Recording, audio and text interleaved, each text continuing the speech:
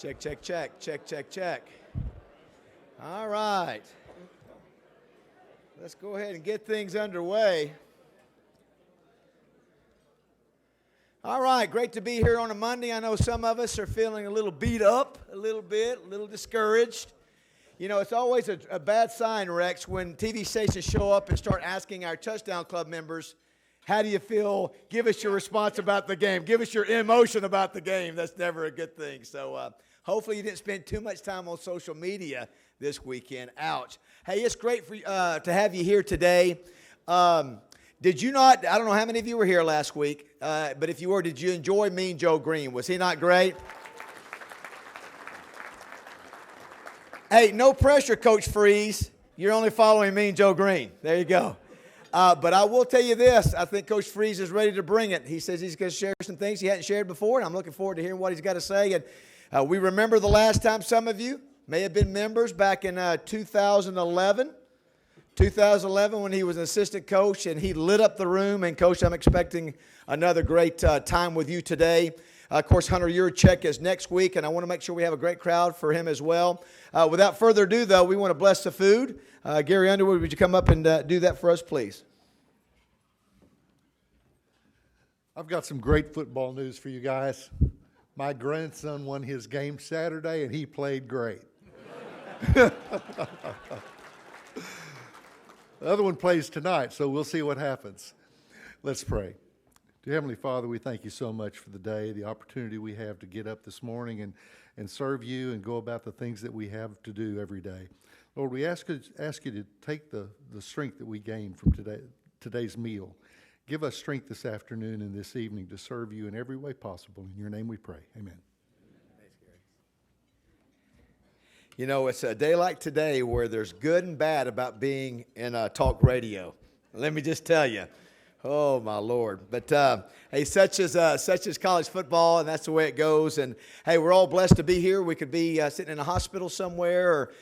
So let's count our blessings and enjoy being here on a Monday and hearing Coach Freeze coming up. As I mentioned, Coach Hunter Yurchek next week. I want us to have a great turnout for him. This will be his first meeting here after how many years of Jeff Long? 10 straight years, I think, of Jeff Long. So he doesn't know about the Little Rock Touchdown Club. Coach Freeze does because he's spoken to us twice. So we want to make sure and show out for Hunter Yurchek as well. I want to thank all of you who are members, both regular memberships, 50-yard lines. If you haven't joined, please do. Maybe if you want to raise your membership to be able to vote in the Arkansas Sports Hall of Fame or the National Football Foundation, please do that. We certainly would appreciate that. I want to thank our sponsors real quick, Twin City Limousine. Greg Hatcher, whose son, ironically, wasn't that sort of interesting? Greg Hatcher's son was on the sideline of Alabama, originally against the team he had committed to, Arkansas State, but we appreciate Greg and Popeye and Dale Bennett, Twin City Limousine. CGRW, Mark Raines, Dan Sawyer, Darren Gray. If you need any help with marketing, PR, creative ideas, website, please go to CJRW. They're the biggest in Arkansas and one of the best in the South for sure. We appreciate them. 103.7 The Buzz. It was announced this week. Justin Akery is the new GM. He's out there doing our live show that Coach Freeze was on today. Congratulations to him and Wes Moore, and do thank Tommy and Roger and RJ for being so supportive of the Touchdown Club each week. Arkansas Urology, Epic Health. I know Tim Langford. Where's Tim at? I know Tim is an ASU guy, and I know he and you wanted to talk a little bit, so great to have Tim. And a reminder, tomorrow, guys, free screenings right down the street. It's kickoff to Men's Health Week, and their facility right down the street here will do free screenings. Let me just mention the three letters, DRE. We know what that is. Ladies, I know, don't yell at that. Who did that? We know, yes. Just making sure, but it's free. So go over there. If you hadn't gotten checked out, make sure and let them check you out, guys. It can save your life. Arkansas Urology, Epic Health, thank you. War Memorial Stadium, I think we got Kane Webb in the house today. Is Kane here today? He's head of the Arkansas Parks and Tourism. Where's Kane at? Is he here yet? I guess he's not. The stadium is right at 70 years old, Rex. Is this the 70th? This is the 70th starting now. Next week it starts it. First game was in 1948. 1948, I knew that, and yes, Jim was there for that, and what'd you say? Still got the program. Still got the program. I was joking, he was serious. I was joking and he was serious. You gotta love Jim Rasco. Don't forget, you can rent War Memorial too. Call Becky Flynn if you want to rent it. That's a really cool place to rent, so make sure and take advantage of that. I know Kane was on his way as far as Mark, and as well as Mark Camp, who was with Keep Arkansas Beautiful. Dairy Queen, I want to thank Blake and Nelson Lively. They're one of the fastest growing Dairy Queen franchises in America, and it's right here in Arkansas. Don't forget Sherwood, University and 12th, and their newest location in Cabot. Verizon Arena. Now, I just found this out, and I don't know how many of you can afford it in here, but they have one suite that is now open. It's a long-term, I mean, not a long-term lease, but it's a multi-year lease. So if you want to be able to have parking, somebody to take care of you in the suite, food, all those kind of things, call Jeremy Flynn because they don't come open very often. So my good friend and Jennings Osborne used to have one. It was really one of the coolest things to have. So I don't know if it's affordable to you or your company, but it's available. So talk to Jeremy Flynn on that. Big Red Stores, I want to thank the Hendricks family, 40 locations across the state. Did y'all hear that? What was that? Who was it? What? It's not the guy in purple, is it? Okay, good. I'm just making sure. All right. As Roger Scott always says for our Big Red friends, if you don't have a Big Red store in your neighborhood, you need to move. So we appreciate the folks at Big Red, and their newest location is coming on Highway 70 soon. Wright, Lindsay, and Jennings. Hey, Judy, good to see all the folks from Wright, Lindsay, and Jennings. Raise your hand, everybody from Wright, Lindsay, and Jennings over there. Raise your hand. There we go. I know you have a guest over there today who I'll introduce in just a second. If you need any legal help, go to them. Tell them you're a member of the Touchdown Club. I can vouch for them. They do every kind of legal work that you can think of. Over 60 attorneys, both here and in Northwest Arkansas. They're also the sponsor of the Cliff Harris Award. Thank you so much for all you guys do for the Touchdown Club. Crane Automotive, we've got Crane folks right here. Thank you to Larry Crane and everybody at Crane, the largest dealer group in Arkansas, 19 dealerships, 800 employees. Make sure if you're looking for a new vehicle, go up and tell them you're a member of the Touchdown Club, and they'll get a decent deal, right? Yes, you better. You better. Thank you to the Crane Automotive. Democrat Gazette, Amanda Copley, thank you so much for doing all Arkansas preps. We got a special young man that we're honoring today that is really one of the most talented players we've had here in quite some time. So thank you, Amanda. Where's Wally? Is Wally here today? Where's Wally? There he is. Now, here's the thing. You know, Wally is one of our board members. He's a founding board member. But for the sports editor of the statewide newspaper to come almost every week, doesn't have to do that. And we cover this Touchdown Club with Jeremy Muck, but Wally also writes about the Touchdown Club on a regular basis.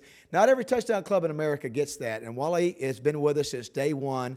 15 years. And so, Wally, thank you for your support. Listen, I did it, and I warned you were here. I warned Coach Freese, you know Wally's going to be here today. I love Wally. I'm just going to say that's all he said. Love Wally. He better. Do you want to thank Chris White and Chuck Tulipic, who was here today from Simmons Bank. Now, here's the deal, Chris and Chuck. You know, we got Earl Campbell coming in. So this is a true story. This is some of the wild things that happened. You know, Simmons Bank now is $15 billion, Coach Freese. When you were here 5 years ago, I think they were about $4 billion. They're up to $15 billion now. So Earl Campbell lives in Austin, and he has a meat business. So his son's coming in with him. And you guys are helping with the travel arrangement because Earl, don't make me get out there and make you run now today. Earl has a meat business, and so they're interested in talking with Simmons Bank about maybe doing some business because you have branches in Texas, including Austin. So that's the things we don't think about, guys. Simmons Bank is growing all over the country, 7 states, $15 billion. So that's exciting that our presenting sponsor is doing so well that we have people like Earl Campbell going, all right, let's talk some business. So I'm just telling you, I don't know if I get a finder's fee for this or not because you're really paying for him anyway. But let's give a round of applause to all of our sponsors.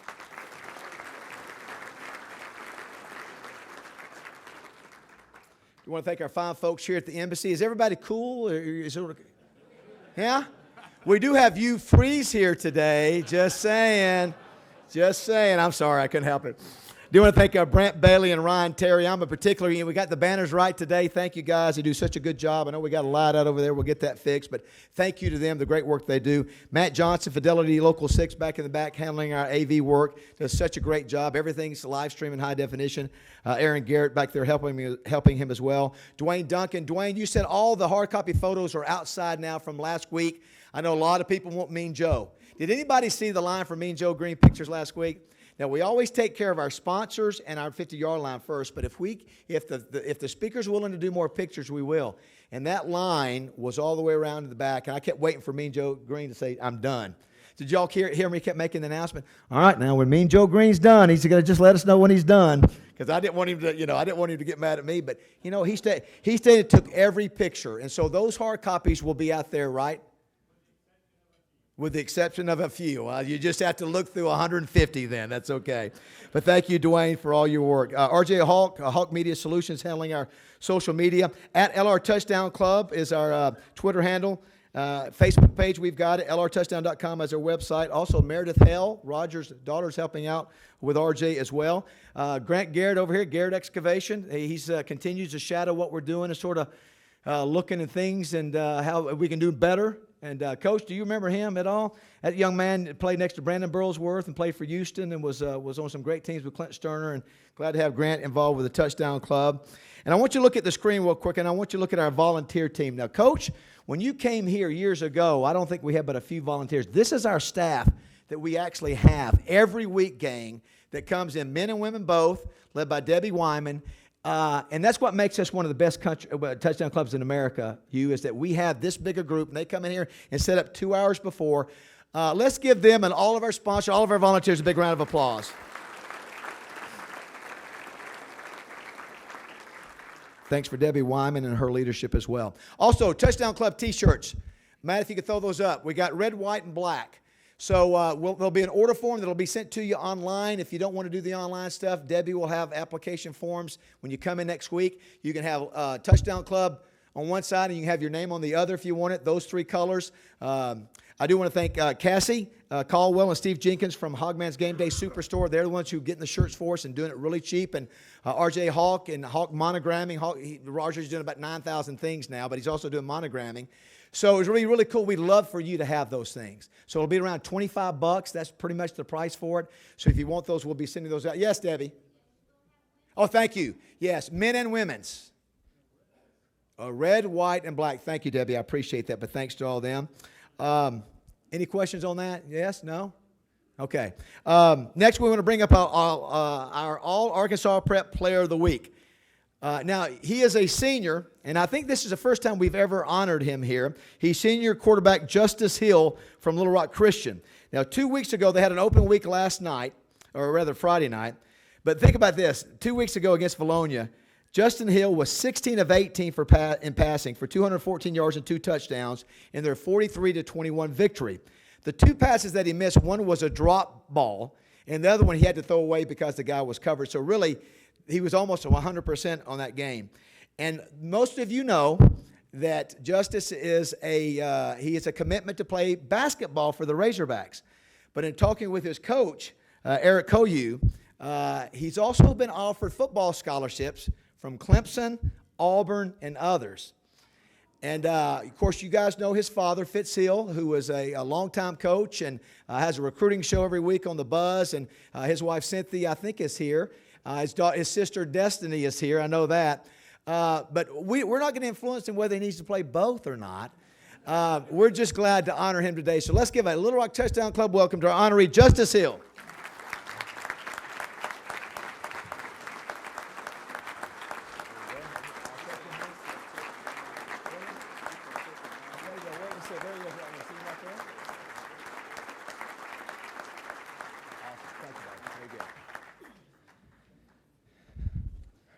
Coach Hill, would you rather him play 2 sports or 1? Would you like to comment on that? Put you on the spot?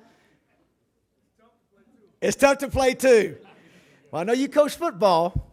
But anyway, great to have you here. And Destiny, great to have you here. And Justice, great to have you. And Coach Koyu, who you guys play this week? Greenbrier. All right. Well, thank you for being here. It's great to be able to honor you as well. All right. This time we have a lot to cover.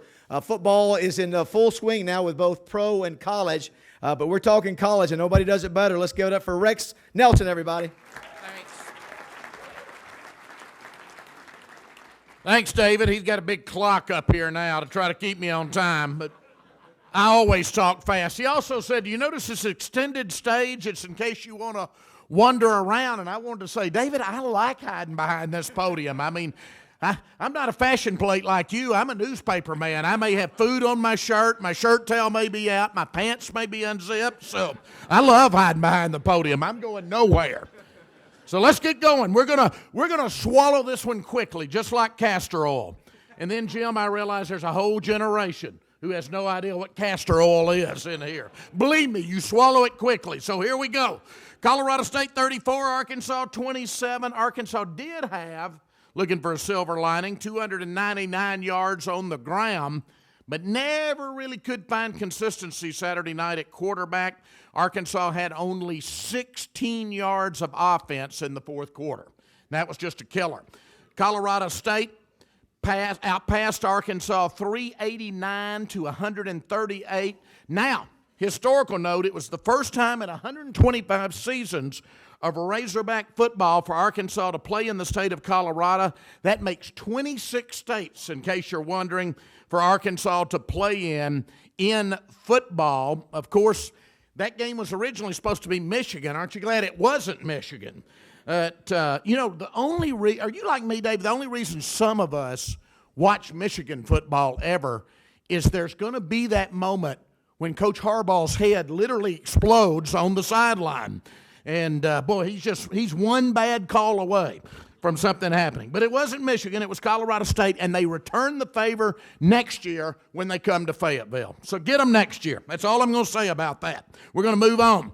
Number 1, Alabama. We'll move through this one quickly, too. 57. Arkansas State 7. The goal of that one, as you know, Coach, is to make sure you get that check and spend it wisely when you get home. That's the goal there. Blake Anderson, I thought he had a great quote. We could have played our best game and still not won. Absolutely. ASU's biggest loss since a 63-7 defeat against West Virginia in 2002. The Red Wolves' longest pass completion was just 26 yards. The Tide outgaining Arkansas State 599 to 391. It was 19-0 after just 12 minutes of play, with, however, a third quarter touchdown. Arkansas State can at least say it has not been shut out now in 119 games. See, I'm looking for silver linings. I'm trying here. Elsewhere in the SEC, College Station was loud, but number 2 Clemson did escape. What a game. 28-26 over Texas A&M. Aggies are going to be tough in a few weeks when the Hogs have to play them. They had 501 yards of offense behind quarterback Kellen Mond, who had 430 yards passing and 3 TDs, but a 2-point conversion try to tie the game was picked off, so the Aggies come up just short. Meanwhile, the longest current losing streak in college football ended. How about Kentucky 27, Florida 16? Wildcats beat the Gators for the first time since 1986. That's so long ago, David Basil was in college, wasn't he, about then? Yeah, that's how long ago. The first time in Gainesville to win since 1979. I was in college then. That's how long ago that was. The 31-game streak was the 4th longest in NCAA history, and it's now come to an end. And I think we were expecting a closer game between Georgia and South Carolina, weren't we? But Georgia just routed South Carolina as Jake Fromm threw for 194 yards in a 41-17 victory. Auburn routs Alabama State as expected. They're from the SWAC 63-9. LSU shut out Southeastern Louisiana 31-0. That's where UCA goes this week, not LSU, Southeastern Louisiana. Joe Burrow passed for 2 TDs and ran for another.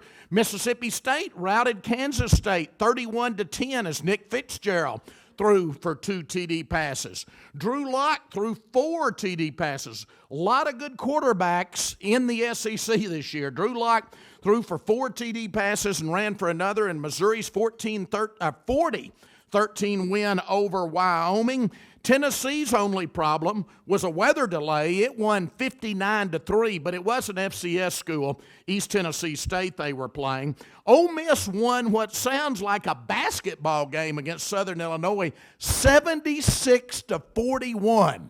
How about the defense in that one? 76-41, Ole Miss over Southern Illinois. And break up the Commodores. Vanderbilt is 2-0 following a 41-10 win over Nevada. Now, elsewhere, UCA evens its record at 1-1, 26-13 victory over Murray State on a wet night at Estes Stadium in Conway. The Bears, you remember, had played Tulsa close in week 1. It marked the first victory for Nathan Brown as the UCA head coach. Sophomore quarterback Braylon Smith, 24 of 31 passing, 301 yards and 1 TD. Meanwhile, in Pine Bluff, there was a 2-hour and 25-minute lightning delay at the start of the game. You read about all the flooding in Pine Bluff, but it was worth the wait for UAPB because they got to beat up on an NAIA opponent, Cumberland from Tennessee, 55-0, largest margin of victory for a UAPB team in years. Shannon Patrick, 10 of 11 passing, 227 yards and 3 TDs in just one half a play. Now, the big game in the Great American Conference was postponed because of all the lightning and storms Saturday night to Sunday afternoon. And that was great because I got to see 2 college games this weekend, David. It was worth the wait. It was a great game. SAU upsets number 7 Harding in Searcy 28-23. The Mule Riders go to 2-0. Harding falls to 1-1. SAU defense scored 2 TDs in that game. Southern Arkansas is going to be very good this year. After just 2 weeks, in fact, only 3 of the 12 teams in the Great American Conference, and remember, all games are conference games, only 3 of the 12 are 2-0. That is Southern Arkansas University and the 2 OBUs. The queen of the college world, Ouachita Baptist University, and then that other one where Gary went to school called Oklahoma Baptist University. But those are the only 3 2-0 schools, so it's going to be a fun year. Ouachita was impressive in jumping to a 31-0 halftime lead against Southwestern Oklahoma. They cruised to a 41-8 victory, 323 yards on the ground, and that one was senior Chris Oliver out of Arkadelphia, getting 127 of those. He's one of the best players I've seen out of Arkadelphia High since Dr. Fitzhill. I called all of his ball games, high school and college. He could play as well as he could coach, let me tell you. Henderson is 1-1 following a 38-31 overtime victory over 0-2 Arkansas Tech up in Russellville. Reddy's forced overtime with a 21-yard touchdown pass with just 46 seconds remaining in that game. Then they come back and win it in 1 overtime. And the Boll Weevils of UAM 1-1 following a 44-36 victory over 0-2 Northwestern Oklahoma. Cole Sears is their good quarterback. You'll hear that name more this year.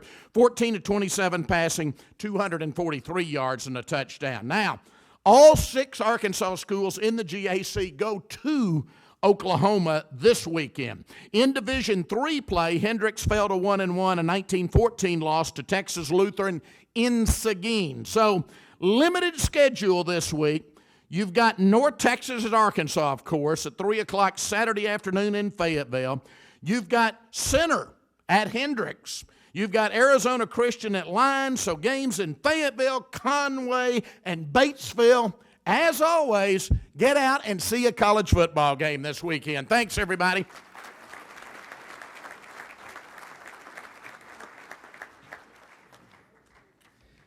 Thanks, Rex. A couple of things. I was showing Coach Freeze. This is the picture. You want to know why I wasn't big enough to play football? Mean Joe Green's head is twice the size of my head. Can you guys see that? His head is literally twice the size of my head. But what an honor it was to have him here, one of the greats of all time. A couple of notes real quick before we bring up Coach Freeze. I understand the Auburn game, Trey Wright, 6 o'clock ESPN or 6:30, ESPN or ESPN2. So that's going to be a night game. And let me just tell you, Razorback fans, if you want to start complaining now, you're going to have a miserable year because it's just going to, on the buzz we've been talking about it, this team is going to get beat bad this year. It just is what it is. So if you want to complain, and you can do that, but there's no sense of it. So there's no sense of it unless you just, the one thing about social media is the people you used to not have to hang around, you have to hang around them now because they're on social media. But I would just say as somebody, and I'm sure you is going to reference this shortly, is you can't, you just, 2 games, come on. 2 games, gee whiz, 2 games. So if you want to evaluate and get after somebody, in year 2 or whatever, year 3, that's fine. But you can do what you want to do, but that's just my perspective. I do want to thank all of you. Hugh Freeze knows about this Touchdown Club. He's going to be in Memphis tonight. He's going to be in Montgomery, I think, tomorrow. And so, but he knows about our club, and we're proud. We think we're one of the best touchdown clubs in America, and it's been 5-6 years since he's been here. But we couldn't do it without all of you. You showing up every week, you being sponsors, but not only paying money, but showing up. And the energy that you bring when the speakers get up here, the laughing and the whatever it is, it's all that you're locked in. And so just want to say thank you. We couldn't do it without you and really appreciate it. Want to thank a couple folks before Jim Rasco introduces Coach Freeze. I know we have from Arkansas State, because of the connection with Coach Freeze. Jeff Hankins is here. Shane Broadway. I mentioned Tim Langford is here. Former athletic director Dean Lee, who hired Hugh Freeze, and both Gus Malzahn is here. And I did want to recognize Pat Sullivan. When Coach Freeze said, I'm bringing Pat Sullivan, I said, awesome. How cool is that? You're bringing the Heisman Trophy winner. Different Pat Sullivan. But listen, I understand 35 years you've been a friend. And let's welcome Pat Sullivan. Give him a round of applause.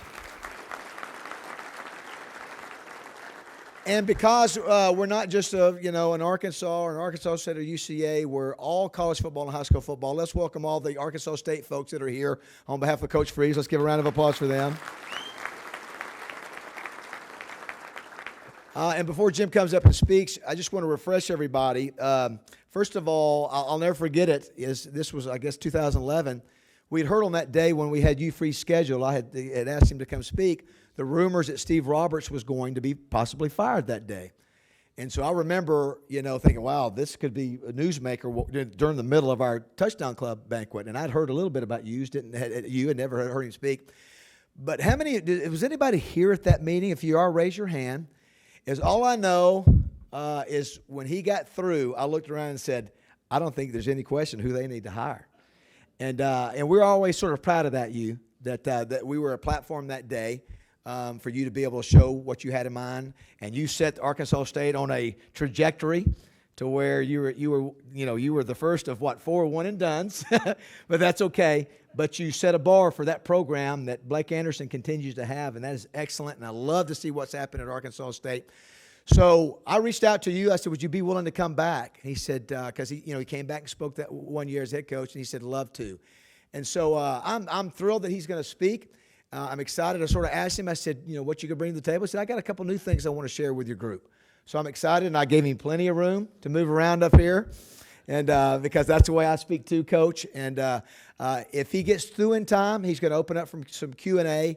But the main thing, I just think it's great that he's willing to come back, and he respects our Touchdown Club. And hopefully when it comes down to Q&A, we'll have a little time. If not, and hopefully we'll be respectful in all areas there. But, Coach, we appreciate you and our connection there. And, Jim, will you come up and give us a formal introduction of our guest today? Jim Rasco, everybody. Rex wasn't kidding about this clock being up here. It's 12:18. Okay. Here we go. Today's guest speaker is a native of Mississippi. After graduation from Southern Miss in 1992, he served 13 years in the field of education as a classroom teacher, as a coach, and as an administrator, all at Briarcrest Christian School in Memphis. As a head football coach, he ran the no-huddle spread offense and guided Briarcrest to 6 regional championships, which included state championship titles in 2002 and 2004. All of you know about the movie entitled The Blind Side, which told the story of his star lineman, Michael Oher. In 2005, today's speaker served as an assistant athletic director for football external affairs at Ole Miss. He then spent the next 2 seasons on Coach Orgeron's staff as an assistant coach. In January of 2008, he was named head coach at Lambuth University in Jackson, Tennessee. His 2-year record at Lambuth was 20 wins and only 5 losses. His 2009 team had a perfect regular season record of 11-0 and reached the quarterfinals of the NAIA National Playoffs. During the 2010 season, he served as the offensive coordinator for the Arkansas State University Red Wolves. In one season as the offensive coordinator and quarterbacks coach, his offense set 9 ASU school records. And as David has said, many of you were here on November the 20th, 2010. David kept saying 2011, but it was November 2010 for our group's last meeting of the 2010 season. I guess our club served as sort of a good luck charm for our speaker because 3 days after speaking to us, he was named as Arkansas State's new head coach. In 2011, his only season as head coach at Arkansas State, he led the Red Wolves to a 10-2 record and their first Sun Belt Conference title since 2005. On October the 10th, 2011, he spoke to our club for the second time, and that resulted in another new job. This time it took about 8 weeks after speaking to us that he was hired to become the 37th head football coach at the University of Mississippi. He was taking over an Ole Miss program that had won only one SEC game in the final 2 years of the Houston Nutt era. In his first season at Ole Miss, the Rebels became bowl eligible for the first time since 2009. Ole Miss won a second bowl game in his second season. Then in his third season, the Rebels started the season with 7 straight wins, and at the end of the season were invited to the Peach Bowl. That was their first major bowl appearance since the 1970 Sugar Bowl against Arkansas. 2015, Ole Miss had another 9-3 regular season record and then beat Oklahoma State 48-20 in the 2016 Sugar Bowl.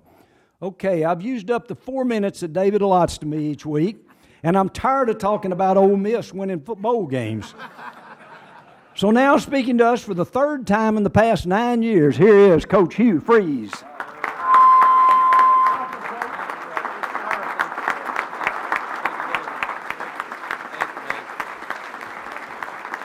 Oh, thank you. Thank you. Thank you.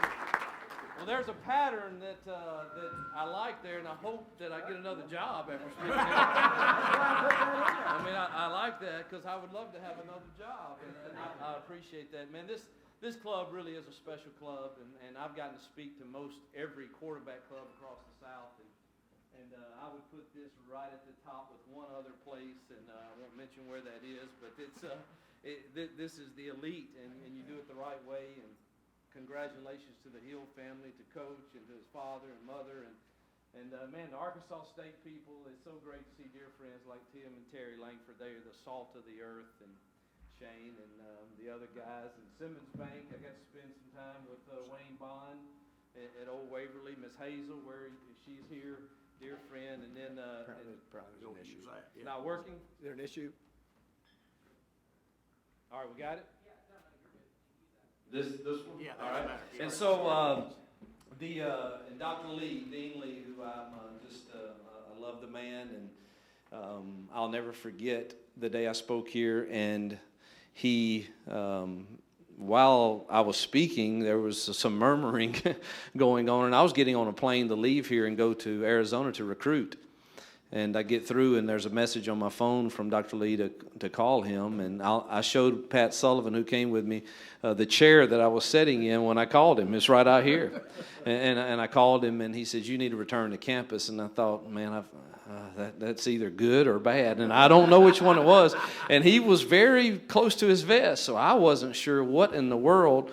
And so my ride back to Jonesboro, I was concerned and at the same time hopeful, and it certainly worked out. And the 2 years that I had in Jonesboro as an OC and the head coach were just incredible years, and I love those people there, still have dear friends there, pull for them, and I love to see the trajectory. Everything's gone there. I got to go back and speak about a month ago, and man, that place has changed.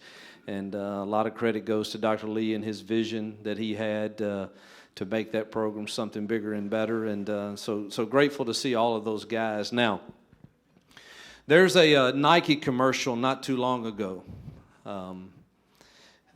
No way I can get this to work, right? This other mic. Anyway? Testing. All right. So there's a Nike commercial that came on, and Jerome Bettis is running the football throughout a wooded forest. He's got a ball in each hand, and I mean, he is running and he's hitting with the tree, working on his ball protection. Then it goes to Wayne Gretzky, and he is on rollerblades going in and out of on the park. And, man, he is checking the little kids and the elderly and everybody as he's going through, working on his game. And then it goes to a hospital room, and Peekaboo Street, one of the world's best downhill skiers, is in a wheelchair after a surgery, and she comes out of her room and she starts wheeling the chair down the hallway, and then another wheelchair comes out from an adjacent room, and she starts wheeling the wheelchair down the hallway, and as they go, they get faster and faster and faster and faster, and then the screen goes black. And the caption comes up, "What are you getting ready for?" And so I don't know what you are getting ready for in your life. I think all of us go through different seasons of life where you're getting ready for things. And certainly my last year and a half has given me plenty of time to get ready for whatever is next. And hopefully I'm making the most of that time. I assure you, I was sharing up here with the guys. I now know I have an answer for every single thing a defense could ever do to stop anything. I believe I know exactly what I want to do. As soon as I get double-edged pressure again, I know when LSU plays me man again to stop our RPOs, I know exactly what I'm going to do. I'm not going to tell you what that is, but I sure hope I get that opportunity to do that. And so when I came the last time I talked to you about three things, it was making it happen. And the first point I said is you have to know what it is if you're going to make it happen. And so whatever that is in your life as a husband, father, businessman, businesswoman, whatever it is, you have to know what it is to make it happen. And you have to clearly define it. And I've been that way everywhere I've been. Every school I've ever taken over had down times. Every one of them. And we've been able to turn it fast by this philosophy, and it's knowing what it is. So offensively, if you ask any player that's ever played for me, I talked to Carlos McCants, who played for me at Arkansas State the other day. So you still remember it? He quoted it like it was verbatim, to be a fundamentally efficient scoring machine. Because they hear it every day. Defensively, to relentlessly pursue the football and knock the ever-loving snot out of the opponent. I mean, they know what that is. We weren't so good at that my last year at Ole Miss. We were the years before. We were really good. Recruiting to develop dynamic relationships with the student athlete and all those involved in his decision-making process. We had it's very, very clearly identified. I'll tell you a recruiting story. You have to know the it, and you have to know the people that are around it. I'm recruiting Dexter McCluster out of Largo, Florida. It's not a great fit for me, but Mama was a religious woman. And man, I just knew I could help get this kid. And this kid was special. I mean, he was dynamic with the ball in his hands. And the last Sunday before signing day, the receiver coach at the time was a guy by the name of Matt Lubick. Great guy, but he's from up north.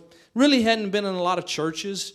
But Miss McCluster wanted to go to church on Sunday morning, so that's what a good recruiter does. You're going to church with Miss McCluster on Sunday morning. And I explained to Matt Lubick, Matt, just follow my lead, all right? Don't do anything out of the box. Matt Lubick has never been in a soul-preaching church, okay? And it startled him a little bit. I've been in all kinds of churches, and I was okay with it. And man, we're sitting on the front row. Miss McCluster wanted to show off that day, and Matt Lubick is just like a fish out of water. I mean, he is sitting there, and all of a sudden, about midway in the sermon, the preacher goes, "Somebody in here needs a touch." I immediately begin to sweat. And I think, oh my gosh, he's going to choose Matt Lubick. And we're going to lose this recruit on the last day. And worse than that, I'm going to have to go back and tell Ed Orgeron that we lost Dexter McCluster on the last day, and that wouldn't have gone well. So I immediately tried to prepare Matt. Matt, if he chooses you, you just do exactly what he says. Act like it's working. Whatever's going on, you just do it. Sure enough, this is a true story. Young man, do you need a touch? And I'm just, get up, Matt. Get up. And I'm telling you, that preacher puts his hand on his head, and he began to praying for Matt Lubick, and man, I'm just, hallelujah. And true story, we got Dexter McCluster. Yeah, so that's a true one. Yeah, so you have to know what your it is, and you have to go after it. And recruiting was the lifeblood of any program that you go. I was recruiting Bubba on the farm. That one I did feel at home. Wally, I knew I had that guy. I mean, my grandpa taught me everything there is to know about milking a cow. There was no surprises I would have in this recruiting battle. There's no way another coach could go in there and sit on that stool in the parlor in the milking barn. I could milk that cow any way that you wanted to milk it. So I just knew, man, I'm getting this guy. And I walk in there. Dad's milking the cow the old-fashioned way with his hands. Must have had something wrong with it, mastitis in this udder or something. You know, I knew all the terms, man. I'm throwing. He was impressed. I said, what time will old Bubba be home? He said, well, he'll be home about 4:30. I said, well, what time do you think it is right now? And he lifted that cow's udder. He said, it's about 4:15. I said, man, my grandpa taught me everything there was to know about milking a cow, but he never taught me about telling time. Can you please show me? He said, sure, sit right down on this stool. And I sat down on that stool. He said, now grab Holt. And I grab Holt. That's good English. Grab Holt. And I lift that udder. He said, you see that clock on that wall over there?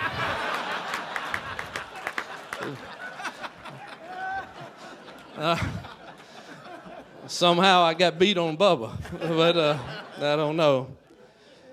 Yeah. So you have to know what your its are. And I tell you, my dad had an it. I didn't know it at the time. I was too young and stupid to really get it. He was 27 years an assistant football coach. That's it. I don't even think he ever applied to be a head coach, a coordinator, any of those titles that we all seek after. I never knew it if he did. He never talked about it if he did. So 27 years, that's all he did. And you know what? I said to myself, that ain't going to be my it. I'm going to climb the ladder. I'm going to be Steve Spurrier, and I'm going to be the next offensive coordinator here, then a head coach here. I'm going to win state titles. Then I'm going to go do this, and I'm going to do that, and I'm shooting for the stars, and I'm going to work and prepare. And nothing wrong with all those things. Nothing wrong with all those ambitions I had. Absolutely nothing wrong, but there was nothing wrong with his it either. Because it was his, and yours is yours, and mine is mine, and that's what's important is what it is, because you know when I go back there now and spend any time with him, which I've had a lot of time to reconnect with him over the last year and a half, there's very seldom a time that I go there that I don't hear a knock on the door. And my dad may not remember their name, but they remember him for the lessons he taught them. And I'll talk about the lessons he taught me just shortly. But you have to know what your it is. So then you have to have a game plan to accomplish it. So how am I going to get to Lambeth and Arkansas State and Ole Miss? And how am I going to get to all of those things? And my game plan's always been the same everywhere I've been. It's been surrounded by core values of faith, believing in something bigger than yourself, whatever that is to you. I know what it is to me. It's the good Lord above. All my imperfections, I don't have an answer for them without him. So faith is important to me. Attitudes, the way you talk to yourself, is what you believe about you. It's not what people say about you, what they write about you. It may be true, it may not be true, but what do you believe about you? Mental toughness, I believe, is the secret sauce. The longer I live, the ability for somebody to get up and do it over and over and over again, get hit in the gut, knocked down, get up the next day, do it again, do it again, do it again, the same enthusiasm, the same passion. Mental toughness is the secret sauce. That's what teams need right now. So the reason I believe we were able to turn programs when we went to them is because I have a whole notebook that I've just got stuff written in there, mental toughness. This is how we develop it. Integrity. I used to define integrity as doing the right thing. And then I kind of realized, well, I don't know if anybody would have integrity if we all had to raise our hand if we always did the right thing. And so what I do think integrity really is when you don't do the right thing, you own it. You make adjustments, you make changes, you move forward. Love is the last core value, the ability to handle inconveniences that come with relationships. So let me just tell you, I don't know how long you've been married. I've been married 26 years, and my wife would tell you that I brought plenty of inconveniences into our marriage. Whether it was stopping a moving truck that was headed to San Jose, California, and my family's already there, and they're ready to move into a house she's already spent a lot of time renting, and me saying, baby, I don't know how to break this to you, but I just called the moving truck and told them to stop and turn around and go to Jonesboro, Arkansas. What? I don't care what you do, just get me settled. It's the only time she's ever yelled at me, I think. Or worse yet, having to tell her that you haven't honored her.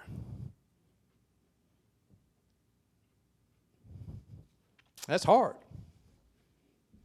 But that's what integrity and love does. And love forgives. and you get stronger. So I don't know what your game plan is to accomplish it, but you got to have something that gives you some core values around it in which you chase it. Now, the game has changed. Whether it's your game of life you're talking about or my game of life, the game of football has changed. Let me just tell you, the game's changed. These RPOs these days, it's the reason we average 40 points in the SEC my years there. It is the reason. It's the reason defenses have very hard time stopping teams that buy into believing that. Now, you have to be a great teacher to do that with quarterbacks because you're really playing the game on 3 different fields, and most coaches don't feel the comfort level of, well, I'm just going to release that to a quarterback. But if you're really good at teaching that, it's very difficult to defend. So the game has changed with RPOs. There's new zone blitz coverages now that I haven't seen before. So the game has changed. It's also changed with media. It's changed with these rival sites and boosters and the attention and everything that these recruits are getting, man, that are fed, that develops their identity of who they are, it messes with them. The game has changed. I'll tell you somehow else it changed for me. I got into this game to impact people. Truly, most coaches do. I got into this game to impact kids, to use this platform for something bigger than myself. That's the reason I got into it. After my second year at Ole Miss, I flew into Thomasville, Georgia. I flew in there to recruit this big D lineman, and man, as usual, I was running behind and about 2 hours late of getting to where I need to be and hustling to get to that school so that I can get on a plane and get to the next place. And I walk into the school, and the principal, I'll never forget it, says, "Coach, this elderly couple's been here since 10 o'clock this morning. They heard you were coming, and they just wanted to meet you."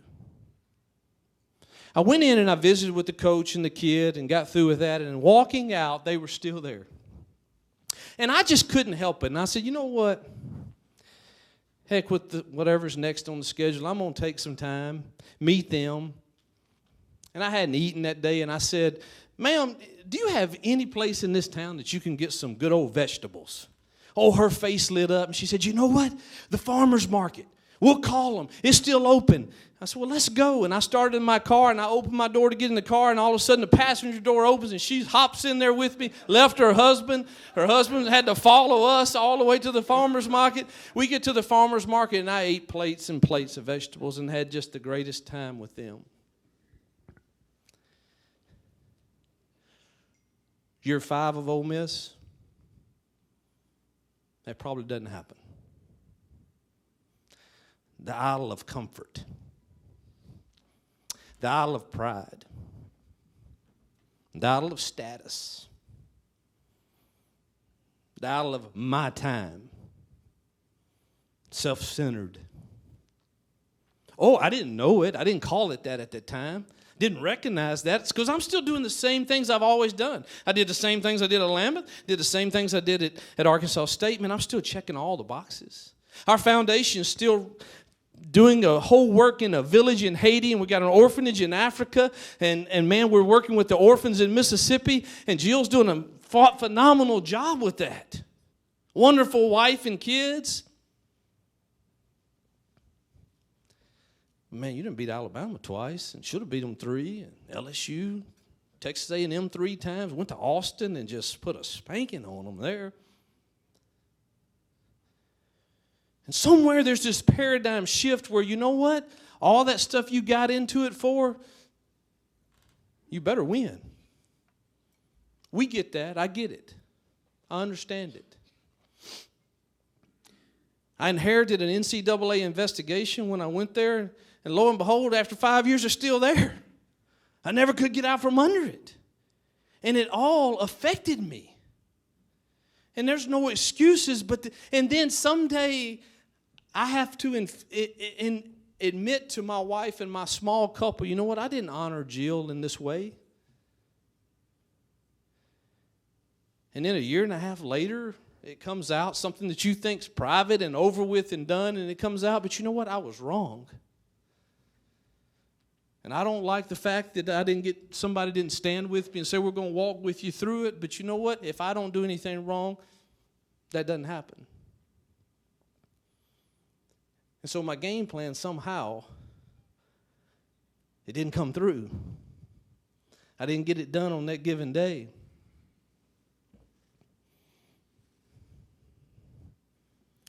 And so I've been spending the last year and a half, man, how do I get back the pure motives for what you do and why you do it and the compassion to which you do it with for people? And so I don't know what area of your life you're in, but man, we all step over boundaries.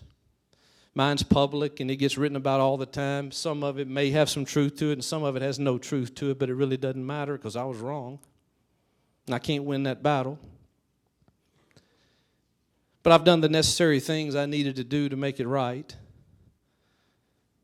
And now it's about staying in the game, which is my third point. So I don't know what area you're in, but you got to stay in the game.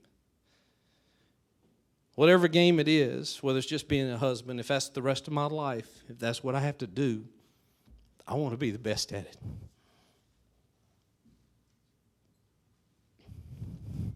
I hope it involves coaching. Roy Regal. He's one of my heroes, and I don't even know him. Never met him. He played center for the University of California. 1929, I believe, Pat. Rose Bowl. Playing Georgia Tech. He's playing center. Snaps the ball on a given play right before half. Does what an offensive lineman is supposed to do, and that's you block till the whistle blows. And I mean, he's blocking till the whistle blows. I mean, he is doing his job, and all of a sudden, it is the lineman's dream. The ball is there on the ground. He scoops that ball up, David, runs 10 yards. True story. I may add a little bit in his thoughts, but he's probably thinking after 10 yards, man, I'm fast. He's probably thinking after 30, Coach Fitz, them coaches were wrong. I should have been the tailback. Ain't nobody catching me. 30 yards. 40 yards, 50 yards, 60 yards he goes before he's tackled by his own teammate. He was running the wrong way. True story, they steal their possession. They can't get it out from deep in their end zone. They end up having to punt. It is a rain-soaked game, and the snap for the punter goes over the punter's head, score 2-0 at half. Roy goes into half, I'm sure, and I'm sure he's sitting down on a stool somewhere, probably with a towel over his head. I can see him thinking, man, have I screwed up? Man, I've embarrassed my family. I've embarrassed my team. I've hurt my team. I've hurt my coaches.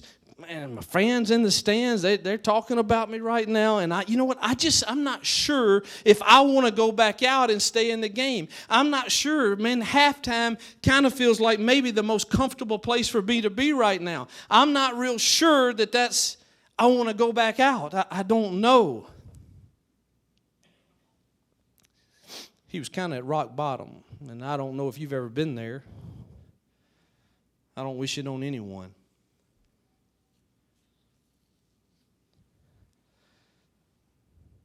July the 21st of last year, I professionally hit rock bottom. Something that I thought was totally in my past and over, in a personal deal between my wife and I, became a very public matter. And I've paid a heck of a price for it. And it hadn't been much fun. But it's during those times that I remember what that 27-year assistant football coach taught me. I remember him saying, Hugh, life's not fair, but you're never a victim. That was a good one, Daddy. I remember him saying, you are what you repeatedly do, therefore excellence ought to be a habit. I remember him saying, you be tough, but you always be kind.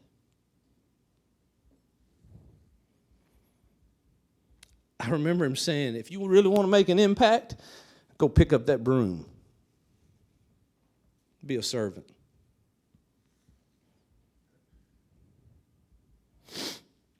I remember him saying, times of failure, when you hit hard, you're at rock bottom, that can be a great foundation to build upon.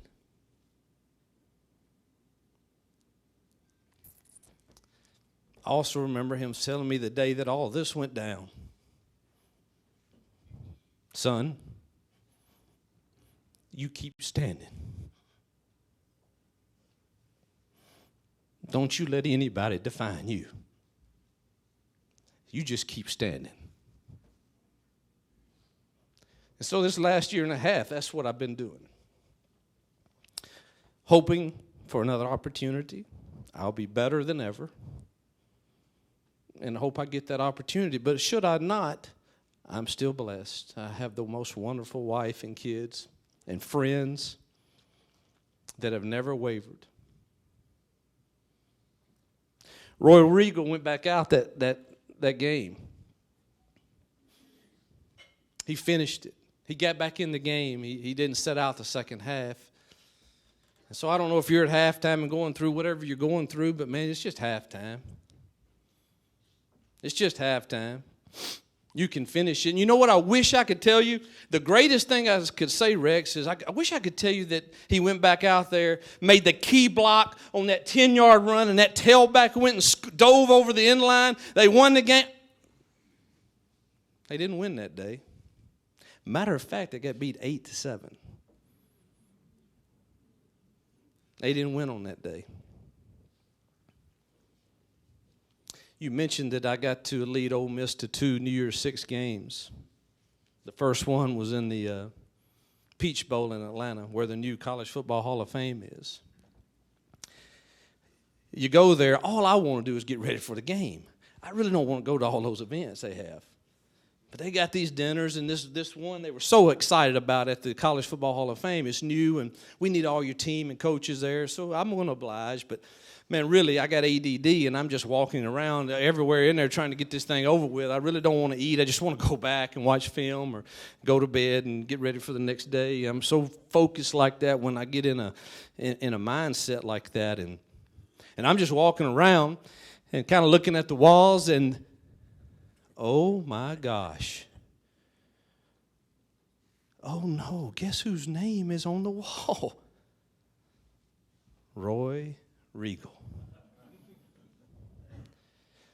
So I really don't know what he did from there, but he must have finished well. You know, I mean, surely he's not there for running the wrong way, is he? Maybe he is. I don't know. But I got to believe that he finished well. You know, stats tell us that 0 to 19 is the first quarter of your life. 26 to 37 is the second quarter of your life. 38 to 56 is the third quarter of your life. That's where I'm at. 57 to 75 is the fourth quarter of your life. And some of us saying, thank God for overtime. Thank God. Maybe we get 7 of them. Just be forewarned, after overtime comes sudden death. In the NFL, I think. Let's just hope overtime goes a long time. But, you know, I don't know what quarter you're in. I know I'm in the third, and so I'm just after halftime. But I'm determined to finish well. Whatever that looks like, I have no idea. I hope it involves coaching young men. I know that I'm prepared for it, and I know I'm gifted to do that. And I can't tell you how much I appreciate this Little Rock Touchdown Club for what you've meant to me, not only today, but in years past, and the good luck you've brought to me and my family. So it is with that I would say God bless you, and I don't know what time it is, but open to any questions, but thank you for having me so much.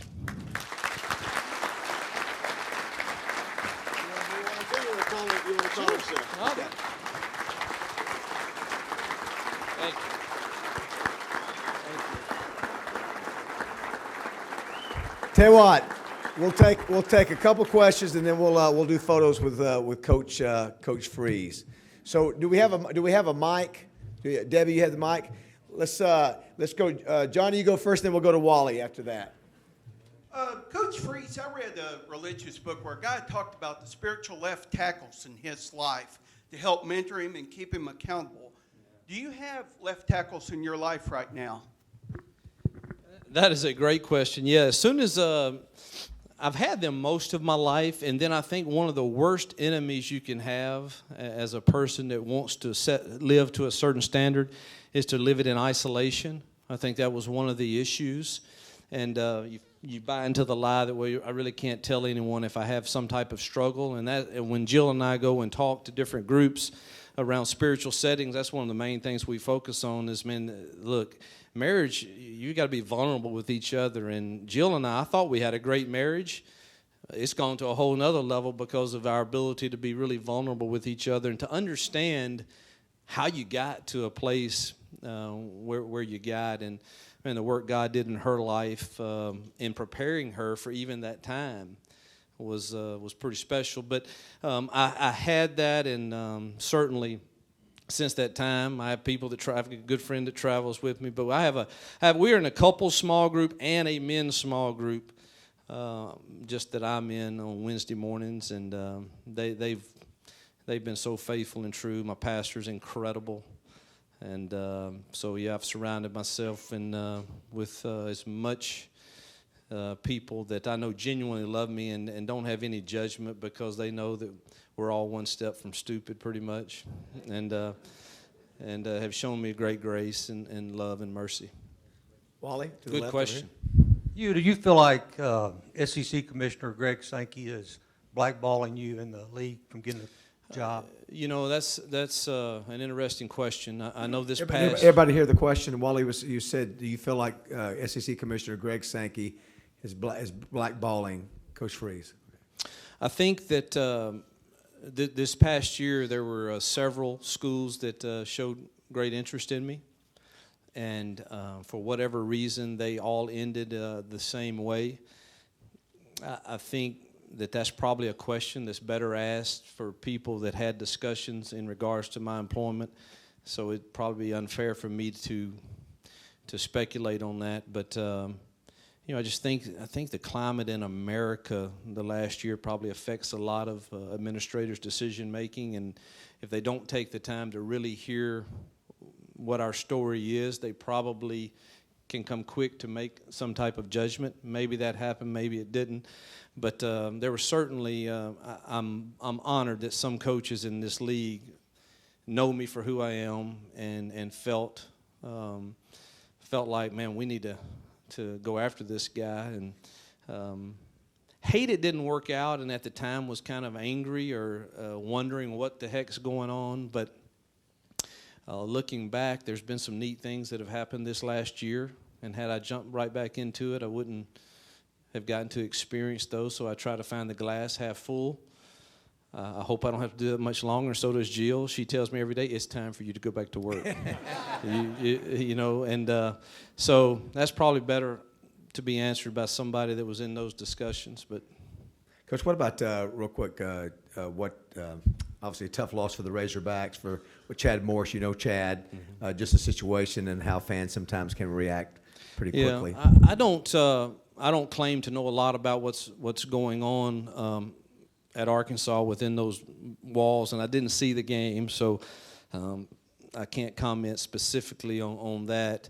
I do know that turning a program, we've been very do it in year one everywhere we've been, but it's not easy.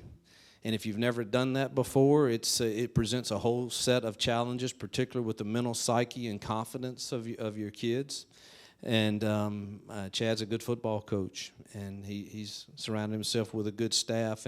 But I just don't know enough about. But patience is not something that is a friend of a coach in this day and time, and it's unfortunate because everybody wants what they want right now. But that doesn't happen everywhere. And I look at places like, I remember Frank Beamer was awful in his first 5 years at Virginia Tech. They stood with him and ended up being a very, very great decision there. And Stoops at Kentucky, same thing. They've been patient with him, but it's not easy. The money that we get paid to coach the game of football creates a whole nother issues, but you've got a good man in Chad, and you know, how quick can they turn it? I don't know, because I'm just not familiar enough with it. I do want to mention too, real quick too, Matt Luke, current head coach of Ole Miss, because I do the Broyles Award, was a Broyles Award nominee under you. Just talk about the roles of an assistant, and he. Well, I tell you, God answered a prayer for Jill and I when Matt was hired. Obviously, I wish I was still there and still doing it, but man, those guys have been with me for a long time, those coaches and those families. And it would have been, I mean, I've been burdened, but an extra burden that I carried that whole last year was, oh, God, please, what about these families? And he retained every single one of them, and I pull for them every week. Coach, you did the unthinkable. You beat Alabama twice. And you said Should have been 3 times, 24-3, and we fumbled 3 times. Yeah. Thank you, though. And in Tuscaloosa, that was a fun one. amazing. So you saw the game, or you heard of the game Saturday. Does anybody have a chance against Alabama this year? Does anybody have a chance against Alabama this year? I think there are 2 teams that do. I won't mention who they are right now, but I think that's it. I recruited Tua. I was the first to offer Tua. I have a connection in the islands because of my days at Lambeth, believe it or not. And that kid is special. And defense, we all know that Nick is not going to allow that to not be very solid. But, man, offensively now with him and those receivers, that kid, he's got one of the quickest triggers. They're now digging into a little bit of the RPO world, which makes it even more difficult to defend. If they really sell out to that, I doubt they ever totally will, but they're doing enough of it. And with him playing there, he's just a handful. I just think it's a very, very difficult challenge this year, and there's probably only 2 defenses, maybe 3, that I've seen that would keep their offense in the game enough thus far. And that's only on 2 games, which is a small sample size. But I think Auburn, Clemson, Georgia, have the defenses that make and keep them in it and give them a chance. All right, we'll wrap it up with that. Let's give a round of applause to Hugh Freeze, everybody. Thank Great you. job, Coach. We'll see you next week for Hunter Yurachek.